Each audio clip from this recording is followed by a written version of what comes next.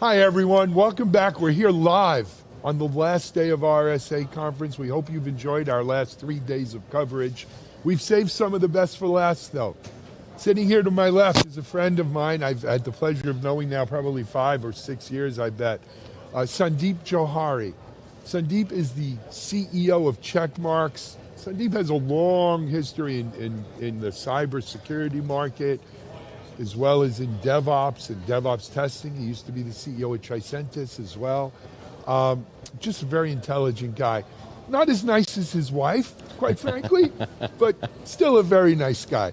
Sandeep, welcome to Techstrong TV. It's great to have you here. Let's first start off with Checkmarx.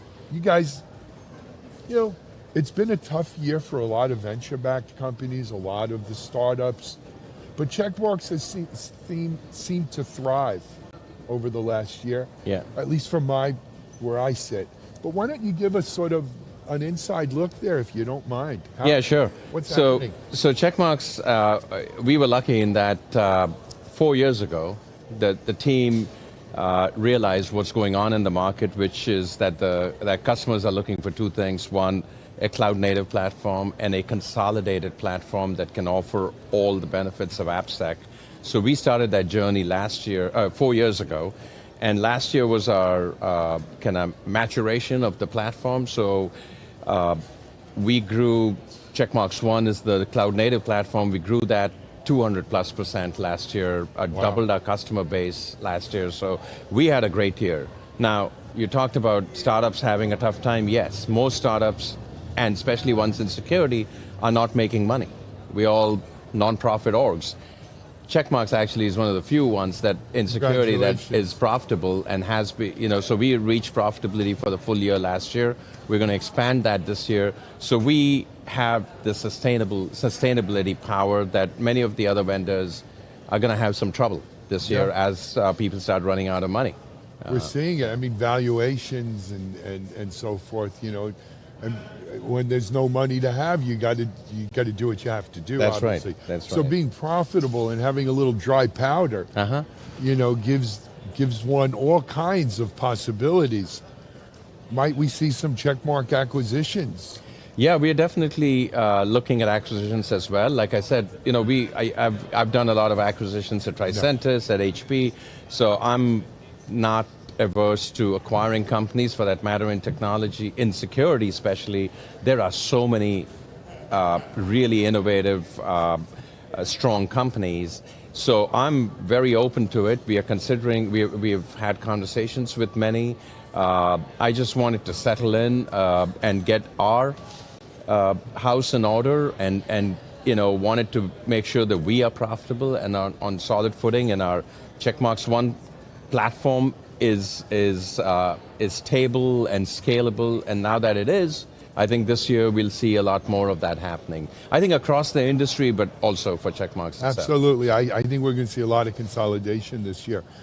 Sandeep, you mentioned cloud native. I was just in Paris, I guess it was almost 2 months ago now, for the KubeCon event. It was their biggest cloud native event ever. 12,500 some odd people. Fantastic event, great energy. I'm wondering, so I'm bullish on the cloud native, as the new stack, as we call it, right? It's the new way we do stuff. I'm wondering what you guys are, obviously you had phenomenal growth, so there's got to be something there. But what are you seeing in the cloud native ecosystem that gets you excited? You mean cloud native for security? Securing cloud native and cloud native in general even. Yeah, so enterprises, and I'm talking about the very, very large enterprises, are actually accelerating their cloud journey. So I've had the pleasure of meeting 4 or 5 CISOs from large banks, US banks, here at RSA, and every one of them is accelerating their cloud journey. As they do that, obviously cloud security becomes very critical, which is why you see the phenomenal growth that Wiz and some of the cloud protection vendors have. But that's almost a little too late in that, yes, you can protect at the cloud level.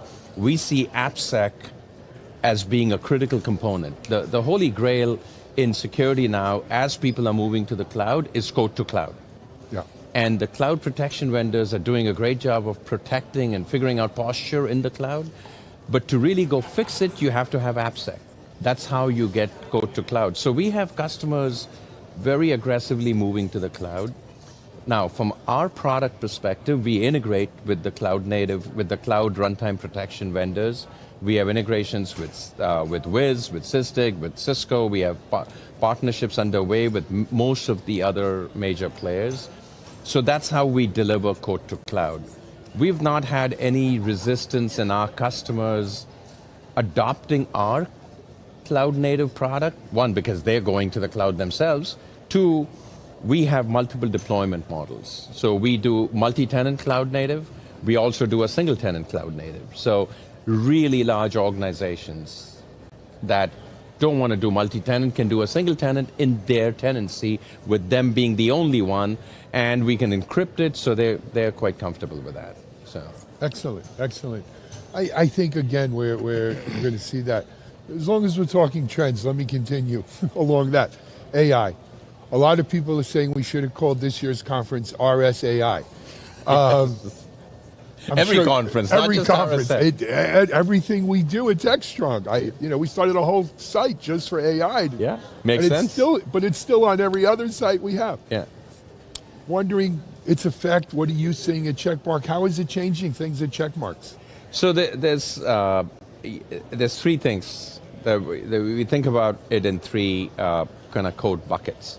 One is, how can we use Gen AI and AI in general to improve our product? And we are doing a whole bunch of things on that front. What can we do to improve our product, build it in? And we had a major announcement earlier this week, or late last week, on Gen AI, a number of initiatives. So that's one bucket. Second is, what can we do with Gen AI to enable more value realization in AppSec? So for example, we have added capability where developers hate security. They don't want to become security experts. We tell them, here's all your problems, and now they need to go become security experts. Well, with Gen AI, we actually tell them you don't need to become security experts. We'll not only identify the vulnerability for you, we'll even tell you how to fix it. Mm-hmm. Here's sample code on how to fix it. So we are using AI, Gen AI, to actually help our end customer become more efficient, deal with the real value that they want, which is make my security problems go away. Right. The third area is actually the most interesting area, which is for a security company, which is Gen AI actually brings in now yet another vector of vulnerabilities. So for example, there's a lot of use of open source.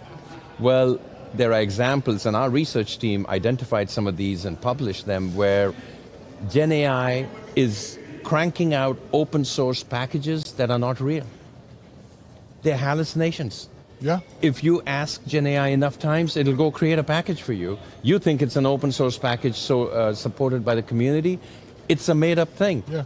Now, those packages are the ideal for malicious code. So AI, kind of new threat vectors that are AI specific, becomes really interesting. That's what CISOs are worried about. Sure is. What kinds of new threat vectors we are going to get, and if we are auto-generating more code, is that code clean? So we are spending a lot of time on that. We've added a number of capabilities there as well. So it's interesting. I had a conversation with some folks yesterday. Should we use AI to generate code or to edit code? Is it a better editor than it is a generator? But you shouldn't use it for both at the same time, right? Don't use your AI to generate your code and edit your code, because that's probably a recipe for bad stuff. I would say, put it slightly differently. Go ahead. Do it for both, but make sure you don't delegate all your responsibility to Gen AI. For example, auto-generation of code on a ChatGPT or a Azure AI plugin, awesome. However, that code, you cannot assume just because it is machine generated that it's vulnerability free. So it's great to have it generate code, but make sure you still have AppSec so that you can scan it. We have a plugin for ChatGPT and now for Azure AI. What the plugin does is it lets you generate code, but before you accept it, we scan it to make sure there are no vulnerabilities. So as an enterprise, you want to encourage your people to generate code using Gen AI, but also put in oversight mechanisms. In our case, what we have done, what we have enabled is a scanner that checks to make sure the code is good before you bring it into your enterprise. So. Absolutely. And that is, so that's the kind of the nuts and bolts practicality that we're going to need to make AI real. Correct. There's a lot of hype out here, but to make it real. And you know, and this is great. It's, some call it DevSecOps, right? It's part of this DevSecOps, and that comes to the next thing I want to discuss with you. So we were talking earlier on Techstrong Gang, and we were talking about AppSec, DevSecOps. Is AppSec equal to DevOps? In other words, are they synonymous now? Is it the same thing? Or is there more to AppSec than just pure DevSecOps, or vice versa? Checkmark lives in that world. You've been in this world. The kind of thing you just described with AI, in my mind, is DevSecOps. When we're shifting security left into where we're writing code, that's DevSec. To me, that is. Is that AppSec? So, I guess. What do you think? So Checkmarx has been a leader in AppSec for a long time. If you go, for a long time. If you go back a few years, pre-DevOps, security was, and in the waterfall mode, security was one of the waterfalls, right? You do your build, and then before deploying, you run security checks. So hopefully, hopefully, if you do. So AppSec was used in that mode, which is the security team would run the scan, the security team would identify what the problems are, and then go beg the dev team, or if they had the authority, stop the dev team from shipping till they go fix those things. So that's what AppSec was called. Now, that mode is no longer the case. Everyone is doing it in a continuous mode with a DevOps methodology, and you have to have security built into your DevOps practices. So our customers, for example, most of them have it fully integrated and have our tools fully integrated into the CI/CD tool chain. For that matter, many of the, and we have plugins that that are inside the IDE. For that matter, many of the developers, the end users, don't even know that they're using checkmarks because they see a plugin that helps them with the fixes. The build server is doing at every pull request, it does a scan, so it is fully integrated. So in that sense, DevSecOps and AppSec is one and the same for me. So I don't disagree. I think it's a question of, you know, wearing a comfortable pair of jeans or a brand new stiff suit. I think some people, especially people who've been in AppSec before DevOps, you know, they think of OWASP top 10, they think of sort of that traditional AppSec pen test, you know, and they're doing, you know, pen test now as a shift left before deployment. And when you say DevSecOps to them, they pull back a little bit because they don't fully accept. There are a lot of people who don't fully accept DevSecOps as a thing, right? It's marketing to them. No. Now, not every enterprise is mature enough in that that's DevOps for sure. Yes. methodologies and across all the applications to embed DevSecOps into, or embed Agreed. Sec into DevOps. But DevSecOps is not marketing. I mean, we have... I agree with you. You're preaching. Yeah, we're DevOps.com. Yeah, we have customers that have, that are doing penetration testing, that are doing scanning all their code. Before they used to do it after the fact, after it's been built or after everything has come together. Today they're doing incremental. We have customers that have, with every pull request, they incrementally scan that piece of code.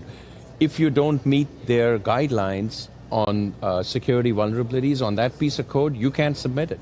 it doesn't get Absolutely. built. So that's where everyone wants to get to, and at the end of the day, only developers can fix vulnerabilities. So you have to shift it as much left as possible, which is why we have plugins inside the IDE. now. Yeah. And that's where the action is, whether Yeah. it's in Git, GitOps, and so forth.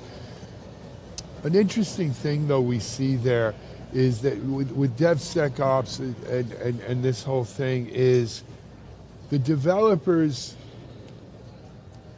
we've seen these studies, developers spend somewhere between 11 and 30% of their time coding, depending who you believe. Certainly not more than that.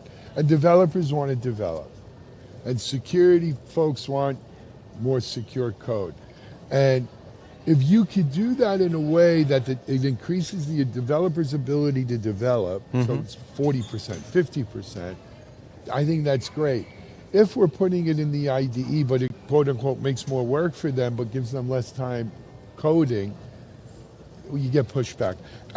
We recently did a research thing called DevOps Next.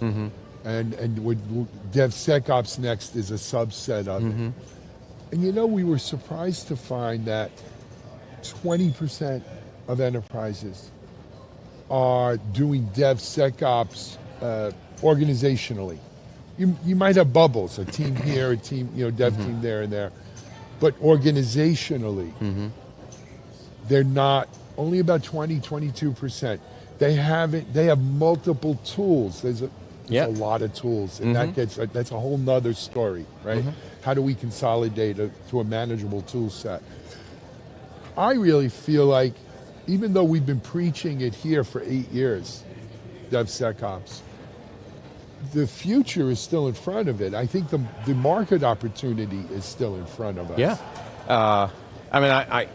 You're absolutely right. Not every large enterprise has fully adopted DevOps, which is why they can't fully integrate Sec into DevOps. Sure. Having said that, I think security companies, especially AppSec companies, have done a little bit of a disservice in that developers today get too many vulnerabilities from 5 different tools. There's duplication, there isn't enough prioritization. So one of the main benefits of our platform, Checkmarx One, is that we have all of these various static analysis, open source, supply chain, API, all of these in a single platform. We can correlate across these and then pull in runtime data to narrow down the list of things, to identify what are the most critical things that developers need to fix, and then prioritize them so that the developer doesn't get overwhelmed. Yeah. And that's what drives the adoption, that's what drives the effectiveness. Not everybody does that. If you throw 1,000 vulnerabilities at a developer, they're not going to do it. Why? Because they'll never ship anything. Yeah, and that's yet another issue, right? But this is always, I remember when Still Secure, one of the companies I co-founded, we had a vulnerability scanner, a management product. That was the problem. It was almost job security because you had so many vulnerabilities. That's right. By the time you finished that, you had to scan again. But the truth of the matter is that if you prioritize them right, we, for example, have a risk engine and a risk assessment.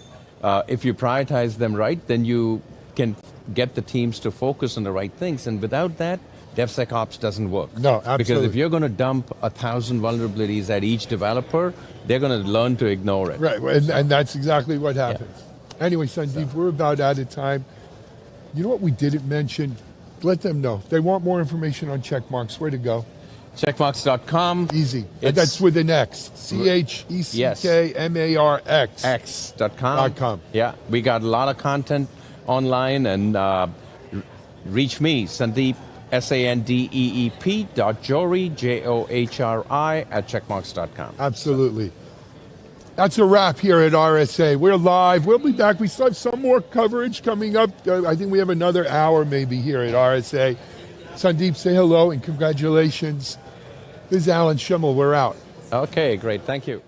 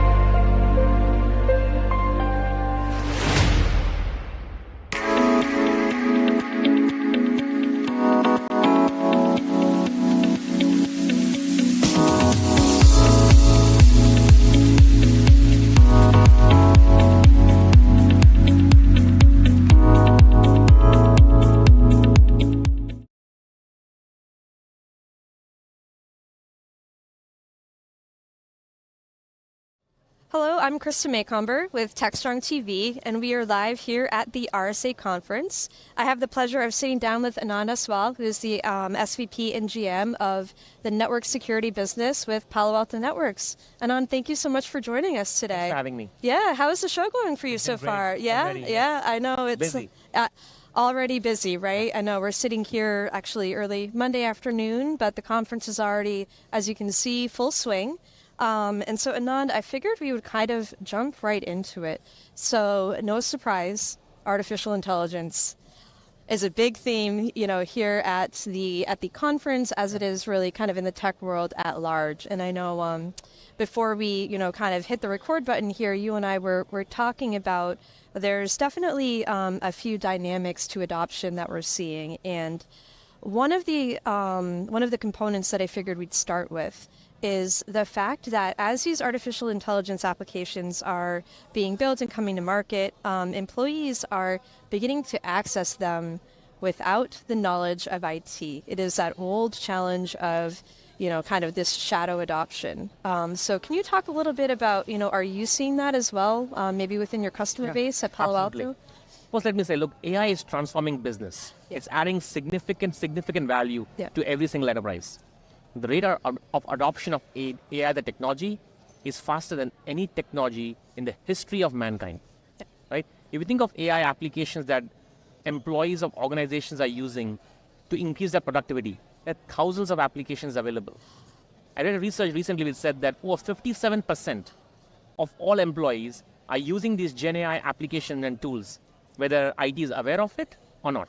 Exactly. That's happening. Yeah, it really is. It really is. And I think, kind of another component that we're seeing is that organizations are not only using some of these, kind of more general purpose AI applications, they're also creating custom AI applications to better kind of serve the needs of their, of their business and of their customers. And there's a whole slew of kind of new infrastructure considerations that comes along with that, things of that nature. Absolutely. So let's tackle the first one you talked about, employees accessing these new tools available without IT being aware of it.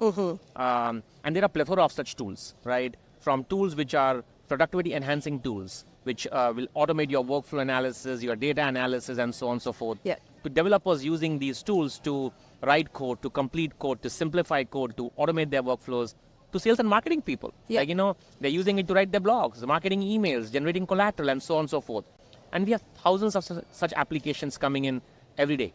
And this number keeps increasing. What IT really needs is to understand who's accessing what application Yes. and why. Yep. Then you need to decide, should I allow this application? Should I deny the application? Yeah. Or should I limit usage of this application? If you allow an application, you want to ensure that it has secure usage. And you have the right level of controls that you can have only the sensitive data not leak out. But that's a big concern for organizations. Yes. Right? And last but not the least, many of these applications are sending responses back to you. How do you ensure that you don't have malicious attacks coming in to your enterprise? So all of this makes it a very holistic solution. Yeah. So really you want to have visibility, you want to have full access control, Yes. you want to have complete data protection control and the granular Yes. controls, Yep. and then protect your organization from all these threats. That's really what makes it complete. Certainly not. And we're seeing that as well. I think, a couple of the big considerations, just to echo your comments, certainly are, making sure that the AI application is kind of securely accessing data, not accessing data that may be, from an overprivileged perspective. And as you mentioned, the flip side of the coin too is kind of, maybe especially when we think about generative AI, the content that it's being generated and kind of the integrity and security behind that. So maybe we can take a moment here and talk a little bit about Palo Alto Networks. Can you share a little bit? I believe you have an announcement. Yes. So can we share a little bit about what Palo Alto Networks is doing to address these issues? Yes. Palo Alto Networks is having a holistic, complete solution. How do you secure AI by design? And that falls into the two categories we talked earlier about. Securing employees using these Gen AI applications, Yes. and ensuring that your network security administrator, IT, has visibility, has control, has granular data protection policies in place, and threat protection policies in place.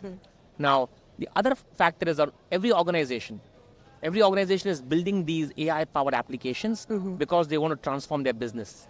They want to have engage with their customers in different ways. And I say AI-powered application is really the third wave of application transformation. Long ago, applications were built on a 3-tier architecture. Yeah. You had your front end, you had your application, and you had a database. Then came the cloud. Cloud said, let me help organizations now modernize these applications using microservices. AI-powered application is the third wave. And it's not just plugging in a model to an application and saying you're done. You're bringing in entire new app stack, AI infrastructure, AI models, tools and plugins, data sets. And all these are communicating with each other and the outside world. Yep. This increases the attack surface. Attack surface from a supply chain perspective, from a configuration perspective, and runtime perspective. So we are basically having a holistic solution, AI security posture management and AI runtime security to ensure that applications that you build for your enterprises are secured by design. So it's it sounds to me like it's both sides of the spectrum. Excuse me. So it's, as you mentioned, having that security posture up front, Yes. as the application is being developed to make sure that it's secure at the start. And then once it's actually moved to runtime, having that visibility into the threats and things of that nature. If you think of AI security posture management, it's really about identifying and remediating all the risks you're seeing on supply chain, all the misconfigurations you're seeing, all the awareness that you need to have around sensitive data that is not secured. And then AI runtime protection is around protecting your applications, your models, and data from all these new threats that we are seeing in the AI work. If you think of AI-powered applications, they have the same threats as classic applications, but then they are AI-specific threats. Threats around things like prompt injection, which in very simplistic terms is, how does the attacker fool the model to go beyond the guardrails to give you that information that they would not give you in normal case? Information about your training data or sensitive information about your clients. Similarly, you have model DOS attacks or data leakage attacks. All of these need to be thought through holistically when you're protecting your new AI-powered application. Sure. So Manan, can you share about specifically what Palo Alto Networks is announcing here at the show? Yeah. So 3 products. First, AI access security, ensuring that any user, whether you're in the office, at home, is from any device, from managed devices or unmanaged devices, are able to access these Gen AI applications, which help them increase their productivity, but do it in a secure fashion. And second, as organizations are building these applications, how do you ensure that they have the right security posture? So supply chain risks, configuration risks, data exposure risks, and AI runtime security for ensuring that all the runtime threats that we see, they're protected against those. That's what we're announcing tomorrow, really around how do we ensure that organization secure all the AI usage by design. Sure. That makes a lot of sense. And I think maybe one topic that we didn't touch on is the fact that, customers are going to be, accessing these AI applications through perhaps their cell phone, through a whole variety of means, maybe an unsecure browser, that kind of circling back to this concept of, shadow IT, maybe are outside of the control of IT or maybe just not as secure as we would like. Yeah. Can you talk a little bit about how the new announcements are going to address that? Sure. 90% of all successful ransomware originates from unmanaged devices. About 80% of all data breaches happen from applications that you're using in the browser. Yep. For the most part today, I'm working in my browser, right? So what Secure Enterprise Browser gives you is ensuring that for your unmanaged devices, you're having complete protection. Complete protection from a zero trust network access perspective, complete protection from a workspace perspective, and all the data controls that you need for your applications you access. And then even for your managed devices, you're adding a new layer of protection to protect these devices from all the advanced phishing attacks that are happening on the browser. The browser is the only entity that sees everything unencrypted. And it's really the right place where you can apply all these granular controls and prevent you from attacks that you've never seen before. Yeah. And that's very important because we do see that kind of phishing and social engineering. These are still the primary ways, or a very important and prominent way that attackers are, kind of penetrating our networks and our environments and gaining access. 100%. Yeah. 100% agree. It also helps simplify IT. Today, a lot of times, when you're having contractors onboarded, you have to ship them a laptop. And sometimes they're working only for a week or 2 weeks a month, and it's very cumbersome. Or you use tools like VDI or Desktop as a Service, which are, slow and clunky. Yep. Secure Enterprise Browser is a very nice, elegant solution to address those use cases, to simplify IT, but at the same time, get all the security controls you get with your SASE architecture. So we have completely integrated them with our SASE offering. Excellent, excellent. Well, Anand, thank you so much. This has been a very insightful conversation. We really appreciate you sitting down with us here at RSA Conference 2024. And we would also like to thank our audience for watching. Again, this has been Techstrong TV, and please tune in for more of our great content coming up here at the show.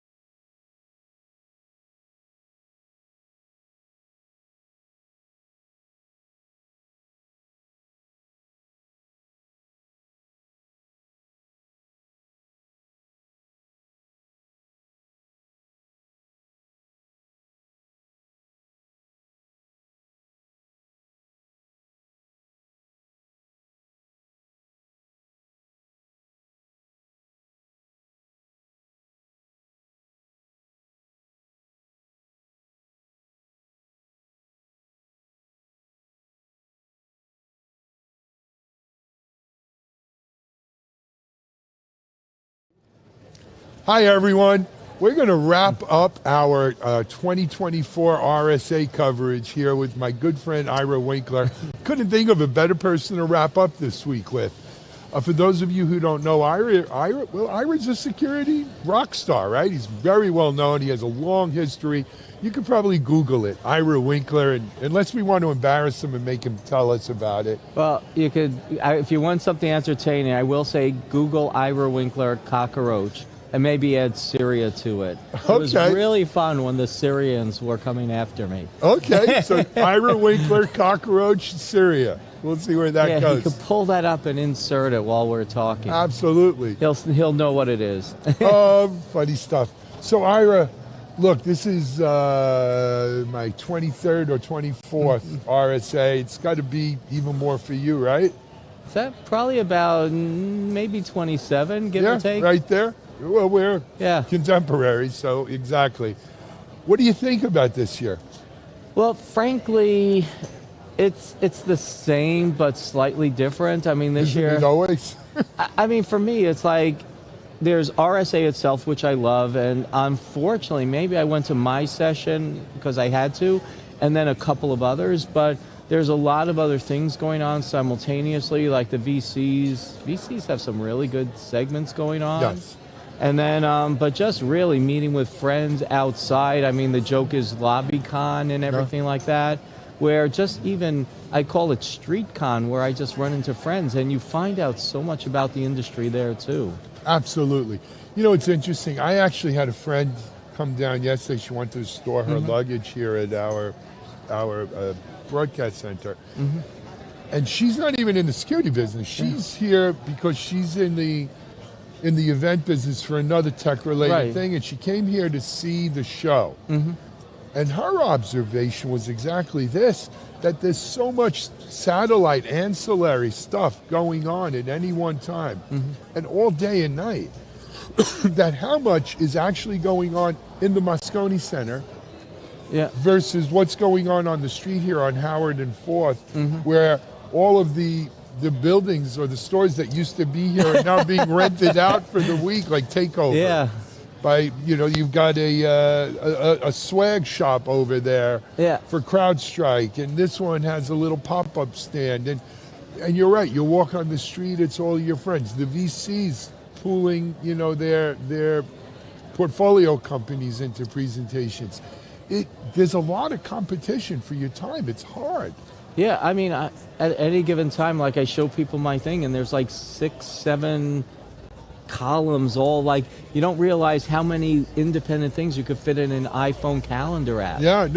And but then it's a matter of, okay, where is going to be the biggest payback?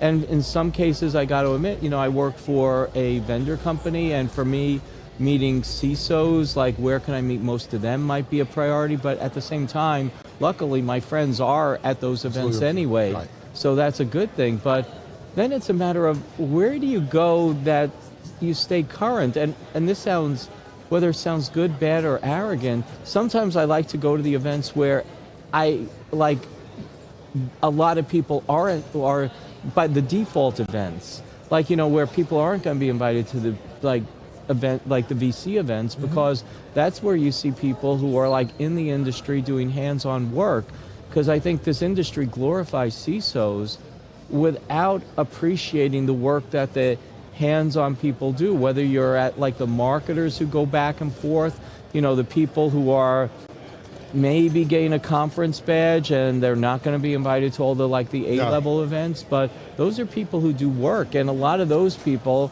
you know, you can't underestimate them, because a lot of those people are going to be... They're the bread and butter of this industry, and they're tomorrow's CISOs. And, you know, that's where I get it. Like, you know, frankly, I'm friends with a lot of CISOs, not because, like, I mean, some of my past positions get me in the room, but I'm friends with a lot of CISOs, not because of that, but because I would talk to them when they weren't CISOs, when they were just engineers working on different aspects. So that's a function of our age. I see it with me, too. I knew them before they were CISOs, and so did you, and we all knew each other. We came up together. You know, it brings up something, and you know this, Ira, for the last 20 years now, I've been putting on the Security Bloggers Meetup Party on Wednesday night of RSA. the last 2 years, it was kind of, you know, it was a thrown together thing. It wasn't as good as before COVID, frankly. But I felt like I was at one of those movies where we raise a glass and say, here's to us and those like us, damn few left. Because every year there was less and less of us. Well, I think, frankly, I blame the economy. I hate to say I blame the economy, but what I blame is the market that there is right now, because I would write articles for Computer World, I would write for CSO, I would write for Dark Reading. Now these people are just taking sponsored content. That's no all they offense want. You don't pay. No. And there's And like, look, I live this life. You're not offending me. And there's the problem is that there are people who would have a voice who don't. Like, you see some people who can afford to put together their own channels, people who do this, but they have to be like, there are all these people like old man yelling at cloud or young woman yelling at cloud these days who are trying to get there. And unfortunately, and this is like if you follow me on LinkedIn, you'll see my meme of Dr. Evil saying security influencers. And these security influencers are ruining the industry, in my opinion, because they spout what people want to hear, not what they need to hear. They don't have any variety in what they talk about. They just pontificate on what is easy to get likes. And those are the people getting the visibility that the bloggers who previously would have long, thoughtful information, there's no market for them anymore. Absolutely. I got a bunch of thoughts on that. Bear with me. Number one, my thought on this whole influencer thing. I really think it's a case of fool me once, shame on you. Fool me twice, shame on me. You know, I had a conversation with a large security vendor that you and I both know. Their founder's no longer alive. Yeah. Okay. Unfortunately, passed away a year or two ago. Anyway, they told me they had done a promo deal with a big influencer who had hundreds of thousands of followers on social media.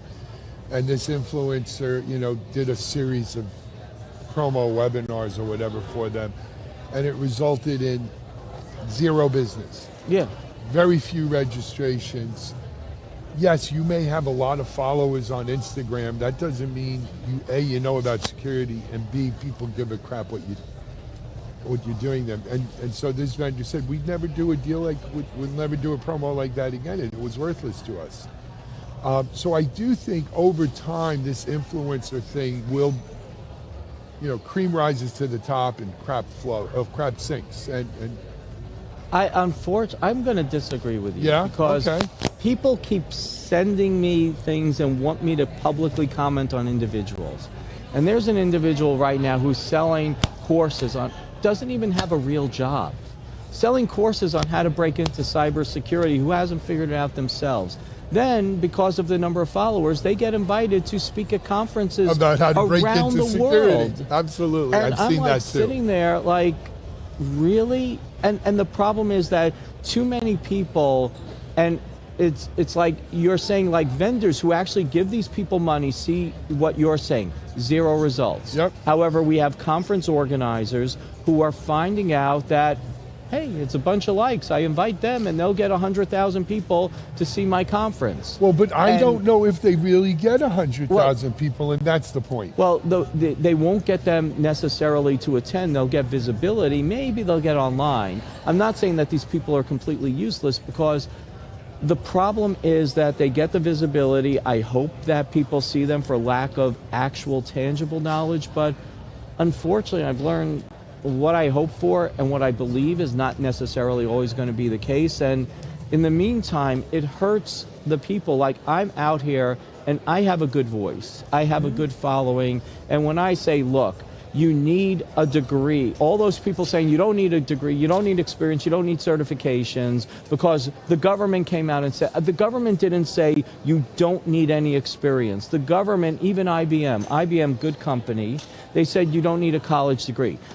You don't need a college degree if you have 20 years of experience in the industry. Not you're going to come out of college, a fairy will spread fairy dust on you. Pay you $180,000 a year to start. Right, and Booz Allen actually was having a program of $150,000 a year with no college degree, but that was if you're coming out of the military with a top secret SI security clearance, They will pay you and train you because they can't get people with clearance. And it takes but that long. They leave out the caveats. Sorry, I could go on that soapbox for a long time. We're going to come off it, though. I just want to quickly wrap that segment up with, hey, I changed the name of Security Bloggers Network to Security Content Creators.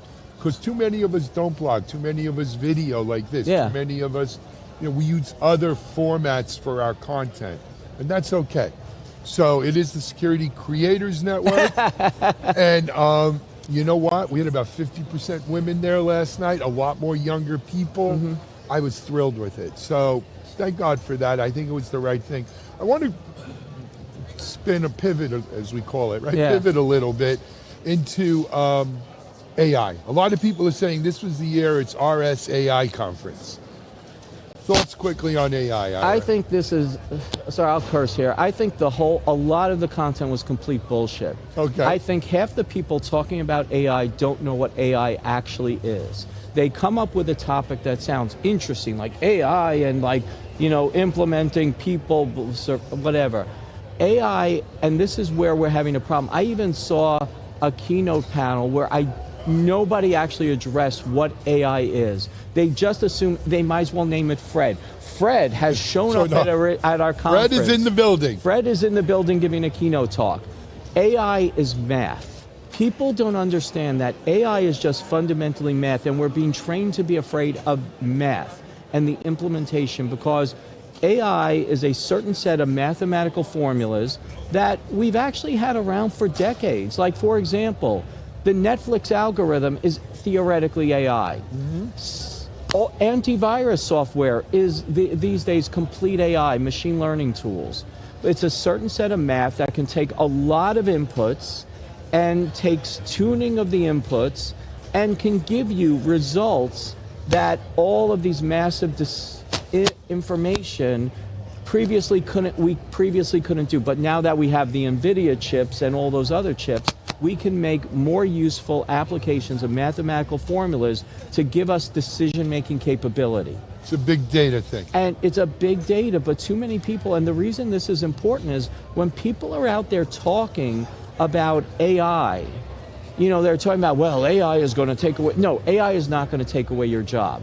Your job, and this going back to my college degree thing, if you have a job that requires basic decision making that can be automated away with the use of more decision points or more data that a human would normally have, your job is going to go away. And that's not because it's AI taking your job. That job is because you have a job that requires a low amount of information and decision-making capabilities, and until you learn more, you can be automated away. I'll tell you a quick story. My son gets admitted to the Kelley School of Business at Indiana University 6 years ago. I go with him there for Admitted Students Day. Teacher gets up there and says we need to do away with minimum wage because by having minimum wage, we are forcing employers to fire people who do low-level jobs and replacing them with machines. And I raised my hand. I said, "Are you a communist?" In Indiana. He said, "Of course I'm not a communist." I said, because only a communist would make do work for people. Because anybody who believes in a market would tell you that if I could get a machine that could do your job cheaper, better, faster than you, I'm an idiot not to fire you and put that machine in. You don't give people busy work. And it's the same thing with AI. If you have a job where AI can truly replace you like that, Ira, you're going to be replaced. Well, I mean, let me take this a little step further because we know our political beliefs. Okay. But here's the thing. Like I hear about, California implemented a $15 minimum wage or whatever. Now all of a sudden there are these kiosks. Those kiosks would be there anyway. Everywhere. Absolutely. If there is a way to take people out of the loop, McDonald's and everyone else, and I'm thinking even knowledge jobs. But I don't blame them. It's market. It's part of the basic job to do things. Yes. And this is a good, important thing people have to do. They have to understand that if they have a job that could be automated, like my son works in the financial industry, not Kelley School of Business, but a different one. Well, my son didn't go there. But anyway, at first he wanted to be a trader. And what he saw working inside, I won't mention the company, But what he saw was trading is being automated away. Yep. They are, and he wanted to go possibly into the electronic traders. Instead, he went into a different aspect of sales because he knew trading was going away. And people need to understand that even these high-tech jobs, and why? Because if a trader involves, and maybe there will be a few concierge-level traders. But right now, for example, Schwab, why is Schwab so valuable? Because they made it easier for people to log on and do a trade without a trader. a person. Yep. And now, so it's not just minimum wage jobs. No, I don't job. need it to oh be no, I'm minimum talking wage. about in general. Yeah, no, in general. But this is the market. Anyway, Ira, they're wrapping things up here. We got to wrap up. But stay tuned. We may see more of Ira on Techstrong TV. Hey, man, it's a pleasure seeing you. What a great way to finish RSA, having you on. Hopefully it was entertaining for you. You're always entertaining, It my just friend. gives me a way to rant. Well, you rant all the time on LinkedIn. I know, but now I have thousands now you have, of right. trapped And now it's all in audience. living color. Ira Winkler here at RSA. I hope you've enjoyed our RSA coverage this year. We're back. Well, we won't be back in RSA till next year, but we'll be on Techstrong TV again on Monday. Until then, this is Alan Schimmel. We're out. Cool?